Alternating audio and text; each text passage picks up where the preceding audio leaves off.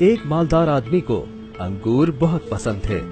اس نے 2 کلو انگور خرید کر گھر بھجوائے اور ضروری کام سے چلا گیا۔ دوپہر کے کھانے کے لیے گھر واپس آیا تو دسترخوان پر سب کچھ تھا سوائے انگوروں کے۔ آدمی نے بیوی سے انگوروں کا پوچھا تو اس نے بتایا کہ انگور تو بچوں نے کھا لیے اور جو تھوڑے سے بچے تھے وہ اس نے کھا لیے۔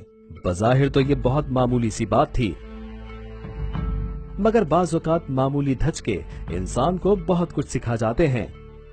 مالدار آدمی یہ سننے کے فوراً بعد دسترخوان سے اٹھا اور اپنی تجوری کے تالے کھولے، پیسے ایک بیگ میں ڈالے اور گھر سے نکل کر سیدھا ایک اسٹیٹ ایجنٹ کے پاس پہنچا، جہاں کچھ پلاٹ دیکھنے کے بعد اس نے ایک پلاٹ خریدا، پھر انجینئر سے جگہ کا نقشہ بنوایا اور ٹھیکیدار کو مسجد کی تعمیر کے لیے رقم دے کر کہا جلد از جلد کام شروع کرو۔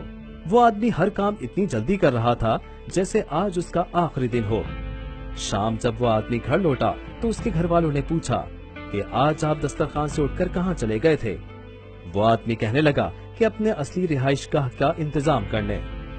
الحمدللہ سارا انتظام ہو گیا، اب سکون سے مر سکتا ہوں۔